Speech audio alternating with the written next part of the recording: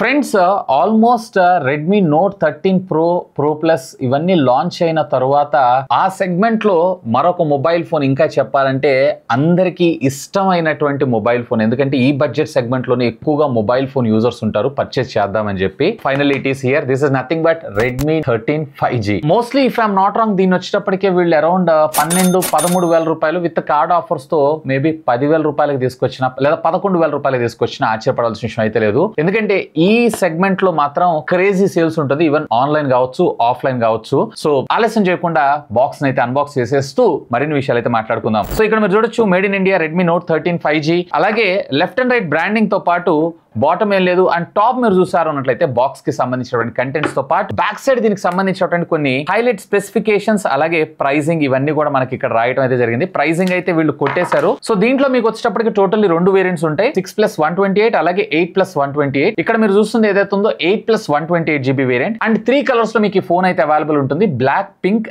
And ఇక్కడ మీరు చూస్తున్నటువంటి బ్లూ. ఇక్కడ వచ్చేటప్పటికి హవాయిన్ బ్లూ అని చెప్పని అంటున్నారు.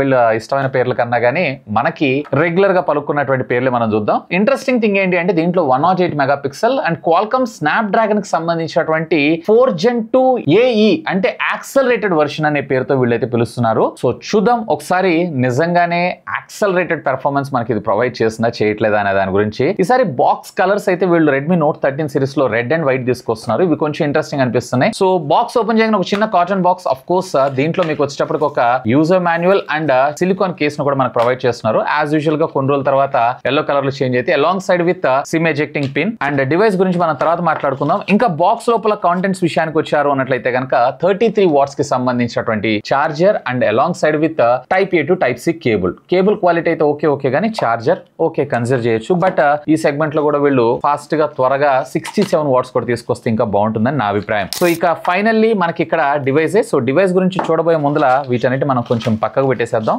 So finally here is the product. Wow, blue colour అని అన్నారు కానీ ఇది కొంచెం sky blue colour design pattern లో మనకు రావడం జరుగుతుంది. ఇక్కడ మీరు చూస్తున్నారు కదా, డిజైన్ కూడా మనకి పెద్ద పెద్ద కెమెరాస్ తోటి మనకు తీసుకొచ్చారు. బ్యాక్ సైడ్ వచ్చేటప్పటికే వీళ్ళు గ్లాస్ అవుట్పుట్ ని తీసుకొచ్చారు అని అంటున్నారు కానీ గ్లాస్ లో కూడా కొంచెం లో క్వాలిటీ గ్లాస్ ని యూజ్ చేశారని చెప్పుకోవచ్చు. సైడ్ బాడీ అంతా కూడా మనకి పాలికార్బోనేట్ ప్లాస్టిక్ మెటీరియల్ ని యూజ్ చేశారు. ఫ్రంట్ వచ్చేటప్పటికి వీళ్ళు కార్నింగ్ గొరిల్లా గ్లాస్ 3 ని యూజ్ చేశారు. సో సాధారణంగా కింద పడ్డ డ్యామేజ్ అయ్యే అవకాశాలు అయితే తక్కువే. అండ్ ఇందులో మీకు IP53 dust and water resistant రావడం జరుగుతుంది. అండ్ ఒకసారి దీంట్లో మనకి సిమ్ కార్డ్ స్లాట్ ని కూడా మనం చెక్ చేద్దాం. ఏ kind of SIM card slot ని ప్రొవైడ్ చేశారు ఏంటి అనే దాని గురించి. అండ్ సైడ్స్ మనకి రబ్బరైజ్డ్ గ్యాస్ కిట్ ని ప్రొవైడ్ చేశారు. డ్యూయల్ ఫిజికల్ సిమ్ కార్డ్స్ లేదా ఒక సిమ్ కార్డ్ ఒక memory card up to 1 TB దాకా మీరు మెమరీని అయితే ఎక్స్పాన్షన్ చేసుకోవచ్చు. ఇక వీళ్ళు మనకు బాక్స్ లో ప్రొవైడ్ చేసినటువంటి సిలికాన్ కేస్ ను కూడా మనం ప్లేస్ చేసి అయితే చూద్దాం. సో ఇదంతా కూడా మనకి as usual build quality normal regular గా మీరు చూసేటువంటి సిలికాన్ కేసెస్ ఏవైతే అవే ఉన్నాయి. కార్నర్స్ కూడా మనకి కొంచెం బంప్ ఎక్కువ ఉంటుంది కాబట్టి ఫోన్ ఎప్పుడైనా పొరపాటున ఇట్లా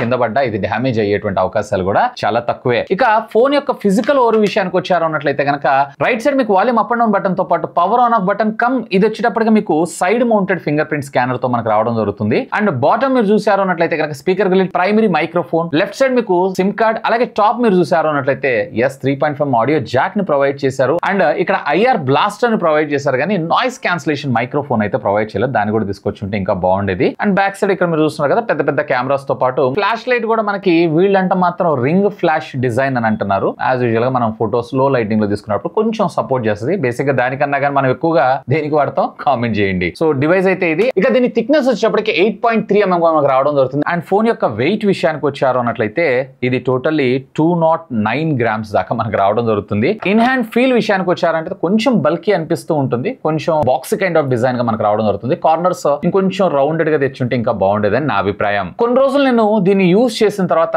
మళ్ళీ కలుస్తా.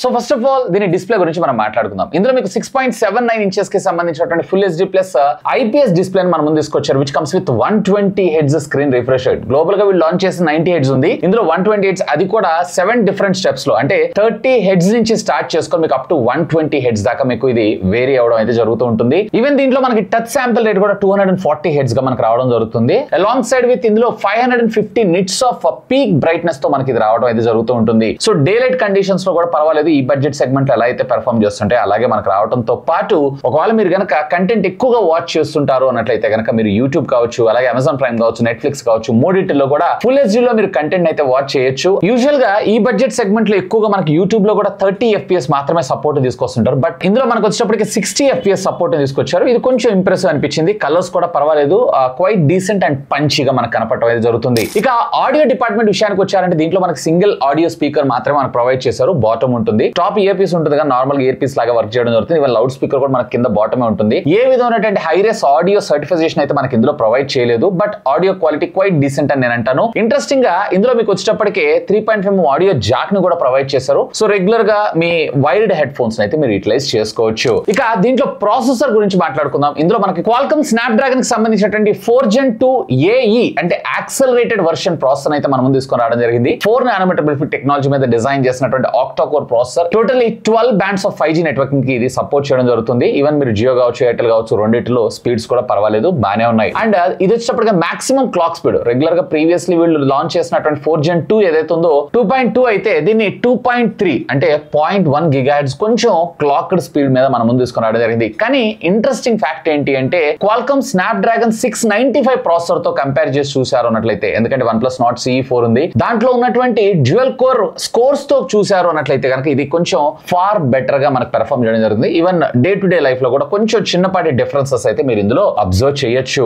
ఇక ANTUTU బెంచ్ మార్క్ స్కోర్స్ వచ్చేటప్పటికి ఇది అరౌండ్ 4,34,000 దాకా, అలాగే CPU థ్రాటిల్ టెస్ట్ లో కూడా 86% అండ్ గిగ్ బెంచ్ స్కోర్స్ లో కూడా సింగిల్ కోర్ లో 962 అండ్ మల్టీ కోర్ లో వచ్చేటప్పటికి 2247 గా స్కోర్ చేయడం జరుగుతుంది. అండ్ రోజు రెగ్యులర్ గా వాడేటువంటి టాస్క్ ఉంటుంది చూసారా, ఎలాంటి హ్యాంగ్ గానీ ల్యాగ్ గానీ లేకుండా ప్రాపర్ గా మీరు యూటిలైజ్ చేసుకోవచ్చు.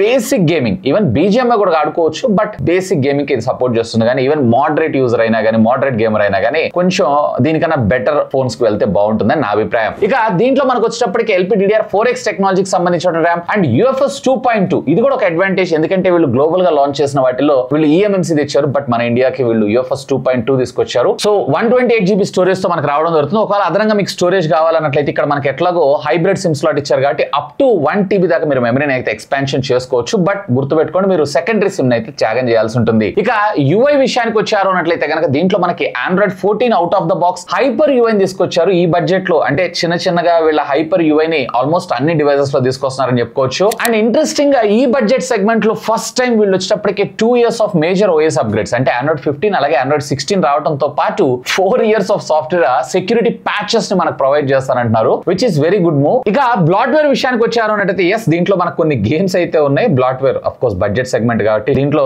ఓవరాల్ గా ఒక 12-15 యాప్స్ దాకా మనకు బ్లాట్వేర్ అయితే ఉంది. ఇక అన్ఇన్స్టాల్ చేసుకొని రెగ్యులర్ గా మనం అయితే యూస్ చేసుకోవచ్చు. అండ్ ఇందులో మీకు వచ్చేటప్పటికి డ్యూయల్ యాప్ సపోర్ట్ ఉంటుంది, అలాగే ప్రైవసీ యాప్ ని లాక్ చేసుకోవడం ఇట్లాంటి వాటన్నిటితో పాటు వీళ్ళ డిఫాల్ట్ డైలర్ ని మనం ముందు తీసుకొచ్చారు. So call recording most important అనుకుంటున్నారు అన్నట్టు అవతల వాళ్ళకి ఏ విధమైన నోటిఫికేషన్ లేకుండా మీరు కాల్స్ అయితే రికార్డ్ చేసుకోవచ్చు. ఇక UI లో గ్రాఫిక్స్ ఇలాంటివన్నీ అంటే compared to flagship level graphics అయితే ఏం లేదు, కానీ నార్మల్ రెగ్యులర్ గా మీరు చార్జ్ చేసినప్పుడు వచ్చేటువంటి గ్రాఫిక్స్ ఏవైతున్నాయో వాటన్నింటినీ కూడా ఇందులో మనకి యూజ్ చేయడం అయితే జరిగింది. ఓవరాల్ గా ఓకే అని అంటాను. అండ్ బ్రాండ్ ఇక్కడ కమిట్మెంట్ ఇస్తుంది ఏంటి అంటే 36 months అంటే 3 years దాకా మీకు ఫోన్ అనేది ఎక్కడ హ్యాంగ్ గానీ ల్యాగ్ కానీ లేకుండా ప్రాపర్ గా ఇది వర్క్ చేస్తుందంట. ఇది లాంగ్ రన్ లో మనకు అర్థం అవుతుంది. సో అప్పటికల్లా మనకి Redmi 16 సిరీస్ ని మనం చూసిన ఆశ్చర్యపడాల్సిన విషయం అయితే లేదు. సో ఓవరాల్ గా చూసారు అన్నట్లయితే కనుక ఈ బడ్జెట్ సెగ్మెంట్ కి ఇంప్రెసివ్ అని నేను అంటాను. ఆ బడ్జెట్ లో ఇంకా అంతకు మించి కూడా మనం అయితే ఎక్స్పెక్ట్ చేయలేం. ఇక దీనిలో బ్యాటరీ విషయానికి వచ్చారంటే 5030 mAh ఆఫ్ ద బ్యాటరీ మనం తీసుకొచ్చారు, which comes with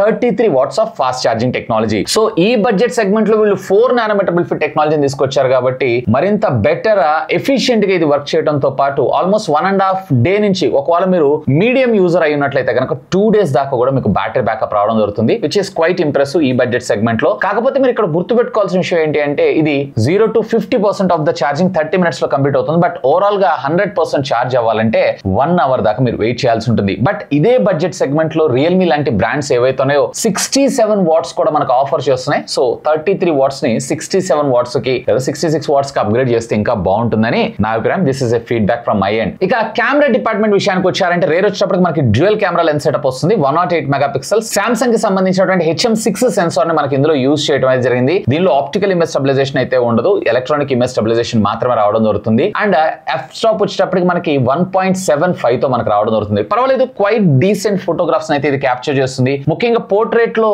edge detection ఏదైతే ఉందో పర్వాలేదు, బానే ఉంది. బట్ ఎక్స్పోజర్ ఏదైతే ఉందో కొంచెం కొన్ని షార్ట్స్ లో నాకు అండర్ ఎక్స్పోజర్ అనిపిస్తూ ఉంది. సో ట్యాప్ చేసి మనం ఎక్స్పోజర్ కొంచెం ఇంక్రీజ్ చేసుకొని, అంటే ISO ఇంక్రీజ్ చేసుకొని క్యాప్చర్ చేస్తే డీటెయిలింగ్ అయితే బానే ఉంది. కానీ ఇంకొన్ని బగ్స్ అయితే ఉన్నాయి. సో వాటిని వీళ్ళు మేబీ ఫ్యూచర్ వచ్చేటువంటి OT అప్డేట్ లో రిజాల్వ్ చేసేటువంటి అవకాశం ఉందని నేను అనుకుంటున్నాను. ఈవెన్ ప్రైమరీ కెమెరా ద్వారా మనకి 1x నార్మల్ గా క్యాప్చర్ చేస్తాం, అల్ట్రా వైడ్ ఉండదు దీంట్లో. అండ్ 3x వచ్చేటప్పటికి వీళ్ళు ఇన్ సెన్సార్ జూమ్ అయితే తీసుకొచ్చారు. అండ్ 3x జూమ్ లో కూడా పర్వాలేదు, డీటెయిలింగ్ అనేది బానే ఉంటుంది. బట్ షార్ప్నెస్ అయితే మీరు ఎక్స్పెక్ట్ చేయకండి. ఇక మరొక 2 మెగాపిక్సెల్ కి సంబంధించినటువంటి సెన్సార్, ఇది వచ్చేటప్పటికి మ్యాక్రో ఫోటోగ్రఫీకి ఉపయోగపడడం జరుగుతుంది. పర్వాలేదు, quite decent. But macro photographs అయితే మీరు క్యాప్చర్ చేయొచ్చు. బట్ ఇక్కడ ఈ 2 మెగాపిక్సెల్ సెన్సార్స్ ని వీళ్ళు పర్మనెంట్ గా రిమూవ్ చేస్తే ఇంకా బాగుంటుందని నా అభిప్రాయం, లేదా దీని సెన్సార్ ని ఇంకా అప్గ్రేడ్ చేస్తే ఇంకా బాగుంటుందని నా అభిప్రాయం. ఇక ఫ్రంట్ వచ్చేటప్పటికే వీళ్ళు మనకి యూజువల్ గా 8 మెగాపిక్సెల్ సెన్సార్ తీసుకొస్తారు. బట్ ఇక్కడ వచ్చేటప్పటికి 13 మెగాపిక్సెల్ తీసుకొచ్చారు. ఇది ఒక హ్యూజ్ అప్గ్రేడ్ అని చెప్పుకోవచ్చు ఈ నెంబర్ సిరీస్ లో. అండ్ ఇందులో ముఖ్యంగా పోర్ట్రేట్ సెల్ఫీ ఫోటోగ్రాఫ్స్ ని క్యాప్చర్ చేసుకుంటున్నారు అన్నట్లయితే